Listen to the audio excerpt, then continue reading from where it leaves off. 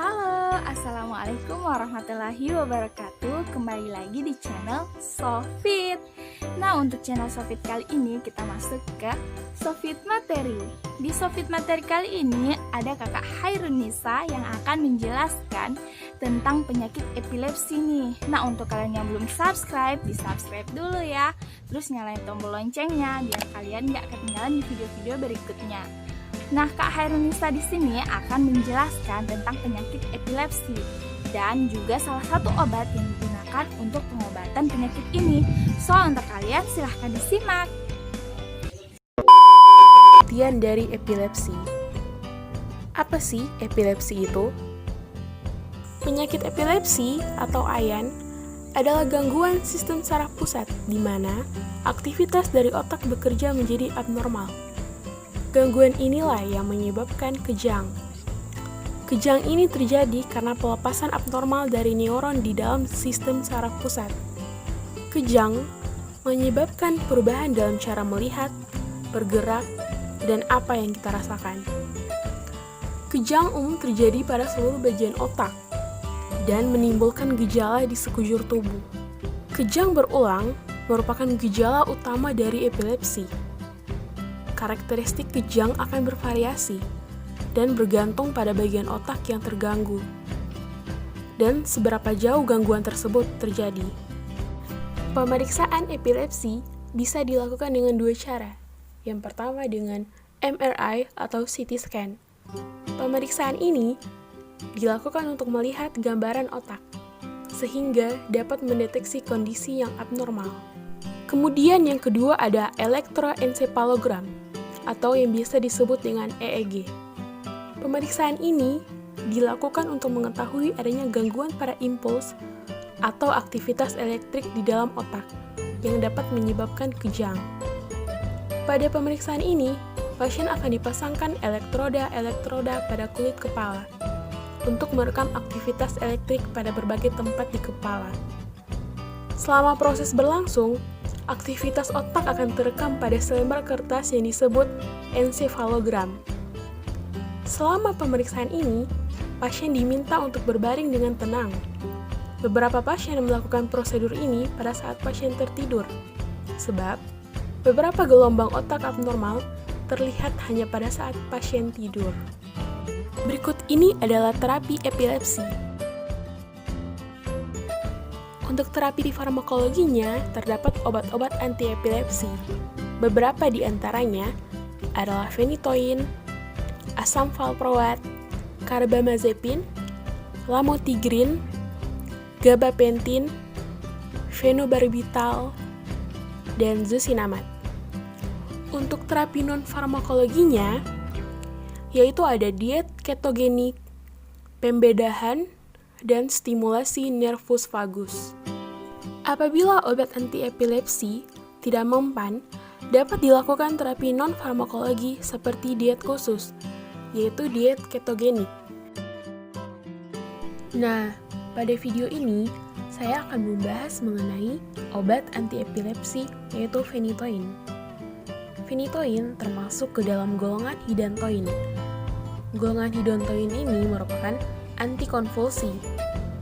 Terdapat 3 senyawa dalam golongan hidantoin, di antaranya phenytoin, mephenytoin, dan etotoin. Berikut merupakan penjelasan dari phenytoin, singkatnya yang ada dalam video ini. Kemudian terdapat fosphenytoin, yang merupakan ester disodium fosfat yang larut dalam air.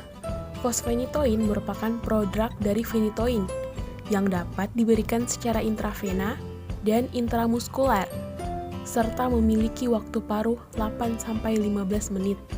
Rumus molekul dari phenytoin C15, H12, N2O2 dengan nama kimianya 5,5 diphenyl 2,4 imidazolidenidon. Memiliki aktivitas sebagai berikut. Bila ditinjau dari struktur phenytoin, maka terdapat hubungan antara struktur dengan aktivitas farmakologinya.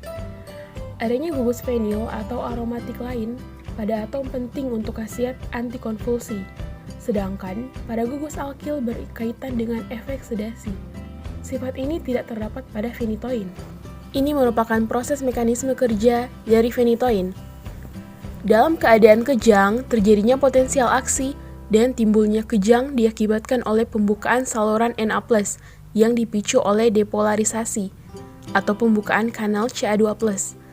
Pada obat-obatan yang berperan dalam inaktivasi kanal Na+, seperti fenitoin dan karbamazepin, kerja obat-obat tersebut adalah menghambat terbukanya kembali kanal Na+, atau yang disebut dengan inaktivasi, sehingga tidak terjadi potensial aksi dan dapat menurunkan cetusan ulang. Kemudian ada farmakokinetik dari fenitoin. Yang pertama, proses absorpsinya. Absorpsi fenitoin di dalam lambung sangat sedikit, karena fenitoin tidak larut dalam lambung yang bersifat asam. Fenitoin mempunyai kelarutan yang kecil, sehingga mempengaruhi kecepatan absorpsi pada saluran pencernaan. Kecepatan absorpsi ini tergantung kepada pH, pKa, dosis, kelarutan, formulasi, cara pemberian, dan ada tidaknya makanan. Pada fase distribusi, fenitoin berikatan dengan protein plasma 90%, terutama oleh albumin dan alfa-globulin. Hanya 10% di dalam bentuk bebas. Lalu pada fase metabolisme, fenitoin dimetabolisme oleh enzim mikrosom hati dengan hasil metabolit utama 5-p-hidroksifenil, 5-fenilhidantoin, dan sejumlah kecil metabolit lain. Dan pada yang terakhir, yaitu ekskresi, sebagian besar hasil metabolisme yang terhidroksilasi berikatan dengan asam glukuronat, dan sebagian diekskresi dalam urin. Sebagian lagi diekskresi melalui empedu dan mengalami sirkulasi enterohepatik. Selain diindikasikan untuk epilepsi, fenitoin juga diindikasikan untuk penyakit trigeminal neuralgia. Trigeminal neuralgia adalah kondisi nyeri kronis yang mempengaruhi saraf trigeminal di wajah. Gejalanya yaitu nyeri wajah ringan sampai parah, sering dipicu oleh mengunyah, berbicara, atau menyikat gigi. Kemudian diindikasikan juga untuk aritmia jantung, atau yang biasa disebut dengan gangguan irama jantung. Aritmia jantung terjadi saat impuls listrik di jantung tidak bekerja dengan baik. Kemudian masuk ke kontraindikasi dari fenitoin. Yang pertama, hipersensitivitas terhadap fenitoin. Yang kedua, riwayat hepatotoksisitas akut akibat fenitoin. Yang ketiga, ada hipotiroid. Fenitoin dapat berikatan dengan tiroid dinding globulin dan mempengaruhi hasil tes fungsi tiroid. Kemudian, pada orang penyakit kardiovaskular, pemberian fenitoin, terutama secara intravena, dapat menyebabkan efek samping berupa bradikardi, blok konduksi atrium, hipotensi, dan bahkan mengakibatkan shock. Kemudian yang terakhir, pada orang dengan penderita diabetes mellitus. Kenapa? Karena fenitoin dapat meningkatkan kadar gula darah pada orang dengan diabetes mellitus.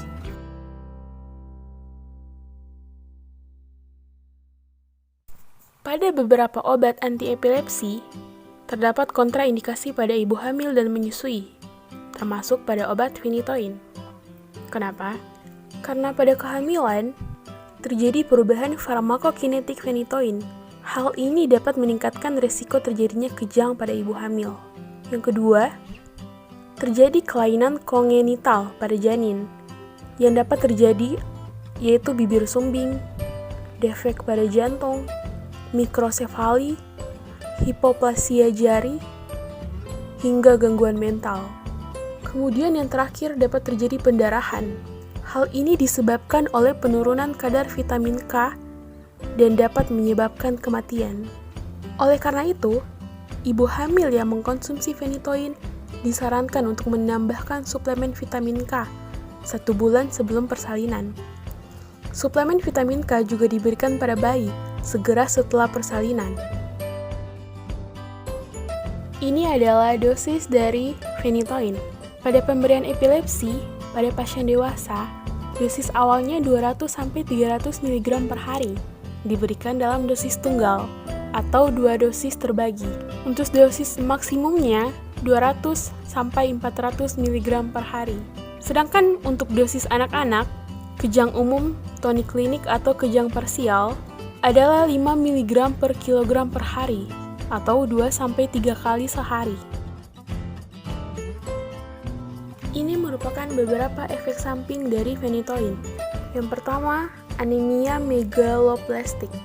Asam folat tersedia dalam makanan dengan bentuk poliglutamat yang kemudian diubah menjadi monoglutamat oleh konjugat intestimun. Phenytoin beraksi sebagai penghambat enzim ini karena dapat menyebabkan defisiensi folat. Kemudian, efek sampingnya yaitu mual muntah. Muntah bisa disebabkan oleh gangguan di sistem pencernaan atau ada infeksi pada saluran pencernaan.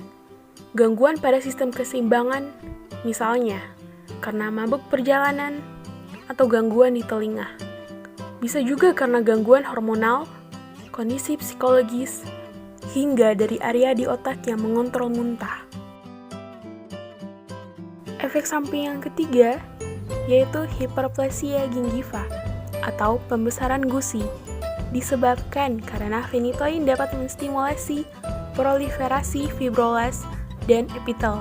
Lalu, ada efek sampingnya yaitu hirsutisme. Ini merupakan pertumbuhan rambut berlebih pada wanita di area yang biasanya tumbuh rambut pada pria, misalnya pada bibir atas, dagu, cambang, dada, dan di punggung. Dan ada efek samping dari penggunaan phenytoin, yaitu sindrom Sjögren-Jansson. Selain dari efek samping yang tadi, efek samping dari phenytoin juga yaitu gangguan mental, iritasi lokal, terkelupasnya kulit, bahkan dapat terjadi kerusakan hepar. Pada interaksi obat phenytoin, saya mendapat salah satu jurnal dengan judul Kajian Probabilitas Interaksi Obat Antiepilepsi Phenytoin di salah satu rumah sakit swasta di Kota Bandung. Pada jurnal itu, terdapat interaksi obat seperti pada video ini. Pada jurnal ini, terdapat interaksi yang paling banyak, sebanyak 6 kasus yaitu terjadi pada asam valproat dengan phenytoin. Dampak dari interaksi tersebut dapat menurunkan efek dari asam valproat. Lalu, pada interaksi obat dengan tingkat keparahan minor, phenytoin dengan jumlah peresepan terbanyak adalah kombinasinya dengan clopidogrel, yang merupakan antiplatelet, dan tingkat keparahan moderat yaitu terjadi pada asam valproat dan phenytoin, yang menyebabkan menurunnya efek dari asam valproat. Ini merupakan bentuk sediaan phenytoin yang beredar di pasaran. Demikian. Hai, nah gimana nih penjelasan dari Kak Khairunisa tadi? Keren banget kan? Nah, untuk kalian yang pengen bertanya bisa langsung bertanya di kolom komentar ya. Dan terima kasih udah nonton video ini. Semoga video ini bisa bermanfaat untuk kalian semua. Syukran and see you next time. Wassalamualaikum.